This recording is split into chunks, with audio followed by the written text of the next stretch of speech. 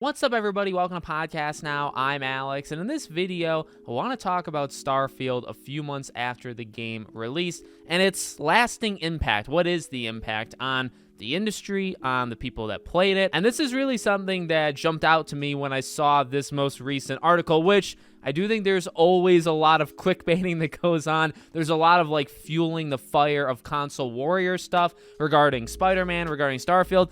I'm trying to see through it. I think we've called it out plenty as this channel has continued to go along. But this was something from Games Radar that talked about Starfield's rating drops to mixed on Steam as players crown it Bethesda's most mediocre game to date. Now, you can tell from the comments and retweets and likes and stuff, it's got the typical online discourse about it, where whenever you do something like this, you just got the massive defenders and the massive haters, and actually very few people, I would argue, that are in between. And as Michael of Legacy Killa HD points out, it's not just there, it's also on the Xbox page as well, where you could rate games. 3.5 stars, 23,000 reviews. You got 5 stars at 49%. So half the people think it's a literal perfect game, and then the rest don't. And then 21% gives it a 1 star, so on, so on. So 3.5 is about a 7, right? And Steam, mixed reviews. So you are right in that probably high 5s, low 6s to mid 7s, maybe that kind of range. Now, as we constantly say, right, review scores don't mean a lot. However, review scores definitely, I think, mean more when it comes from people that are actually playing the game. So when you go on the Metacritics of the world, Metacritic and Rotten Tomatoes and all, they are some of the worst places on planet Earth to judge a game based off of the actual people that played the game. You go on Metacritic and you just can't tell, right? A game, I don't know, sometimes it can be in line with critics, sometimes a game that is just a exclusive to one of the two sides, right, can get a 2 or a 3 because it would literally just get destroyed. Now, as I've constantly pointed out, review bombing works both ways. Sometimes there's just zeros to give it zeros. There's also 10s just to give it 10s, and people very often forget that happens. It happened big time with The Last of Us Part 2, where everybody complained about the zeros, which is true. It's not a 0 out of 10 game, but there was an insane amount of people that also gave it a perfect score with absolutely no reason, just to offset the zeros. And this happens, I mentioned Last of Us because that's where I really started to see it. Starfield's got the same thing. There are so many fake 10s, and even in the Xbox store, right, 5s. Okay, it's a perfect game. Half the people think it's a perfect game. I don't really believe that. So, obviously reviews have to be taken with a grain of salt, but this video is supposed to be a little bit more than just reviews. Okay, the impact that it has had.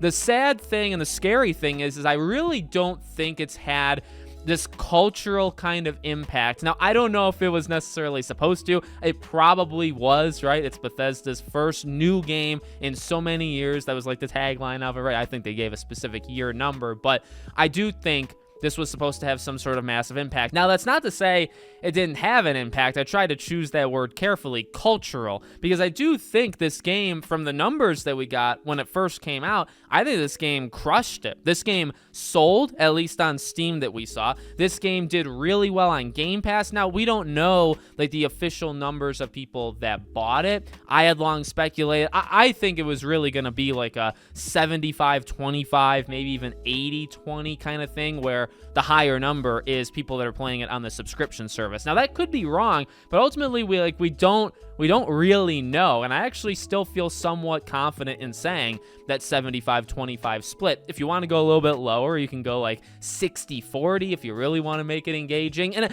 by the way, I'm not saying that's bad. In fact, that's the impact. If the impact was to get people to play this game on Game Pass, get record number of Game Pass subscriptions, which they did say, I believe the day Starfield came out was the highest recorded day of people signing up for Game Pass. So if that was the goal, they did it, right? And you could say, or I would argue, that it should be more than that, and that's why I say cultural impact, right? Because I think for the business impact, it probably did what you wanted it to do. Now, is it staying around as long as you'd probably like it to? No, and I think that is more part of that cultural thing. And what I mean by that is simply, there are some games that stick around forever, maybe for better or for worse, right? Skyrim is actually a game for better or worse that has stuck around forever, annoyingly in some ways in terms of the 50 releases that game has had, and that's somewhat of a joke because the game is really good, right? But I honestly look at Starfield and how they wanted it to be, pitched it, probably how Todd Howard wanted everybody there, right? It doesn't, to me, come across that this game has had that lasting impact. And it's not to say it can't, because actually we're kind of in the age of video game redemption stories. And not that this game necessarily needs a redemption story, but to get from, relatively good, people played it, but it doesn't really seem to be sticking, to, oh, this is this is a transcendent kind of thing. I don't think it reached that. And maybe that's where this redemption story, quote unquote, can kind of come into play, right? Because what I mean by that is, you look at things for like Rockstar does this quite often. You can tell GTA's, Red Dead Redemptions, but not, I don't want to just limit it to Rockstar, because you say, well, that's kind of annoying because if it's just one company. Even I would say like an Elder Scrolls Skyrim. I think that's done it. Or Witcher 3, if you want to throw in another one of like a CD Projekt Red. There are some games that kind of just stick around, not necessarily in player base, but there's just always kind of a conversation happening around it. Now, I live a large amount of my life on YouTube, so I am kind of biased. I am looking at this in a big way through YouTube. You will still see videos discussing lore, discussing quest choices and decisions and results.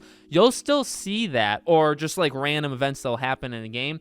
You'll see that with Red Dead. You'll see it with Cyberpunk. You'll see it with all, these games. You don't, in my opinion, you do not see it with Starfield. The things that I see personally, it could, and again, it's biased, I'm sure, but I try to and in fact, none of those Starfield creators, except for like Mr. Maddie Plays, none of them are in like my circle. So it's not like I'm trying to condense myself. I actually think I try to see the whole thing here. What I see a lot from Starfield months after the game has come out is I do see like long video essays, but very few of them are talking about the game or, again, the choices or these quest lines or, anything like that. They're not talking about that. It's more about these things where it's like, I played 200 hours of it and why it's a massive disappointment. And the video will be an hour and a half long. So many of these long form video essays that, in my opinion, at least on YouTube, are keeping the game alive and keeping the game maybe not alive, that's probably not the right word, but talked about, let's say, right? A lot of that I see is more critiques of it. And I mean, like, that's good. I actually like very long, give me a 2-hour kind of breakdown of every, small little detail that you either like or don't like. But that's kind of it. That's kind of it. That gets viewership. I do see some smaller stuff, but it is smaller. It's small, like the lore stuff and that kind of things, or even like bug fixes and patches. Those are just not very big. So, again, I'm not saying it has had no impact, but the impact compared to Skyrim or compared to some of these biggest games, which I do believe Starfield was trying to be. And I think also a lot of that was put on by the crowd, by either fans of diehard Xbox or even anti, where everything was, resting on Starfield. And if it couldn't do it, they're kind of screwed. I actually don't believe it. In fact, my very controversial personal opinion is Hi-Fi Rush is the best exclusive game that's come out on Xbox this year. It's not Starfield. And that's obviously me.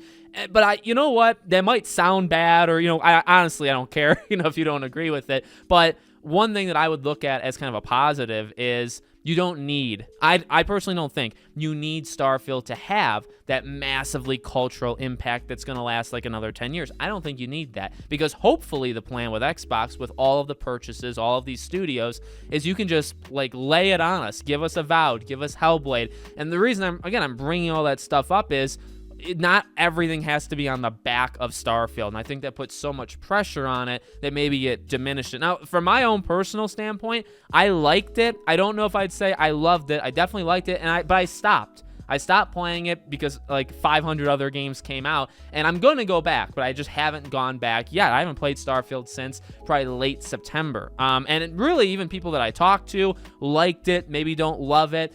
So again, it's a small circle if you just want a personal opinion. I'm trying to look at it from the internet's point of view. It's hard to judge based off Twitter. In fact, that's probably the worst place to judge it, right? You can't really judge it based off Metacritic with those scores. YouTube, I feel like I articulated an okay enough argument for how you can view it on YouTube. Twitter, like everything that I see is literally just fighting. I think that's what Twitter is in general. It's very hard to dissect and have like a mature conversation about Starfield on Twitter. I just don't think it happens. And I think that's the case with all of these games. I will say this, kind of like pro, con, push, pull, all these kind of like opposite things. While I believe that Starfield didn't need, to be like the biggest thing of all time. And I also don't think it was the biggest thing of all time, except for what it accomplished, I believe, from the business end of, Microsoft or Xbox.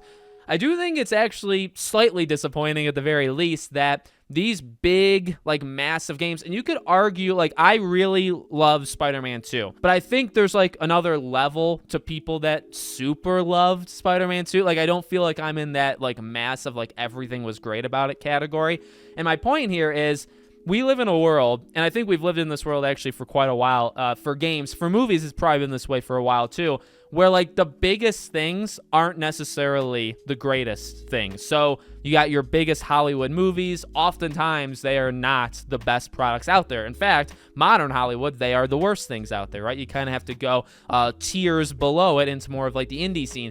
Gaming is like, I feel like it's lagging behind. It's not fully there because sometimes, yes, the biggest, most pushed out games or the games that you see the most, they do actually have something to it, right? I think like an Alan Wake 2, which isn't selling well, but was pushed at least in some direction to some people. It always looked amazing. It was amazing, at least to me, right? But we also live in a world where Hi-Fi Rush can come out, or Dredge can come out, or last year with Plague Tale Requiem, that was my favorite game of last year. Like, these things happen, I think, more and more with gaming. And I don't, again, like, it's not all negative, but it is a little, because it's like these big, massive things. And we can just talk about Xbox here. Starfield, I think Hi-Fi Rush beat. I would, and I'm dead serious about this. And again, you could have whatever opinion you want. I'll respect you. If you don't respect me, I'm not going to respect you back. But Hi-Fi Rush, I would play that every day of the week before I would play Starfield. If you had me choose, it always would be Hi-Fi Rush. The game, and I've said this for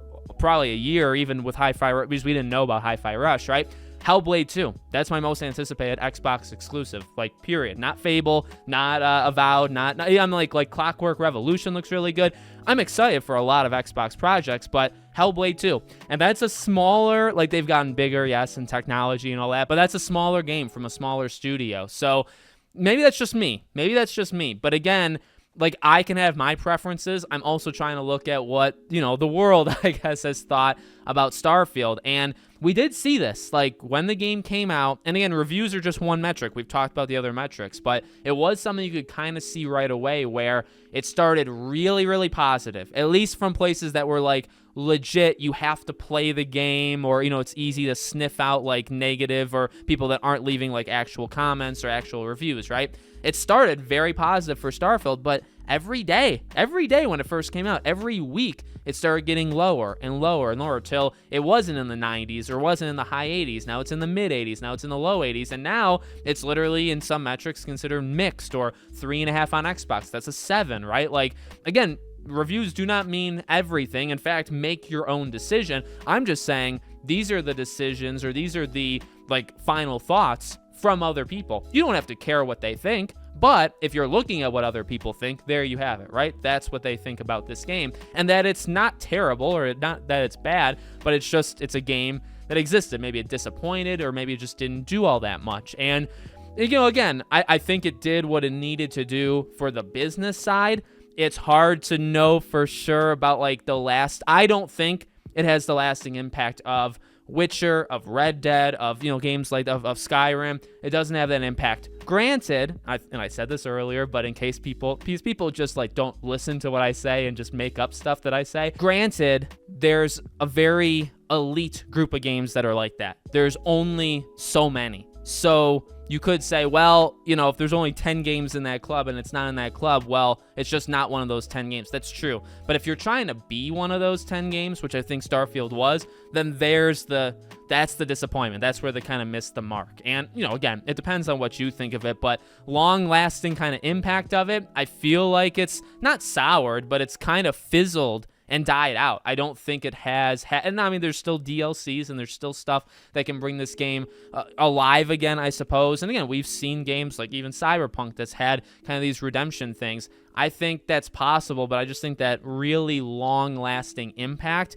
it's just not there. But I also think from an industry perspective, these big games, they don't have as much of an impact as they used to. It's not like a big game is destined and needs to or is going to have a 10-year impact on the industry. No, oftentimes you'll have a game like Sea of Stars that might impact the industry more than a game like Starfield. That's the way Hollywood has been for decades now, and I think gaming has gotten there in the last couple of years, and it's continuing. So I just thought I'd throw this video together. Thought this would be fun. Let me know what you think in the comments. Make sure you're subscribed, bell icon turned on, and I hope to see you all on the next one.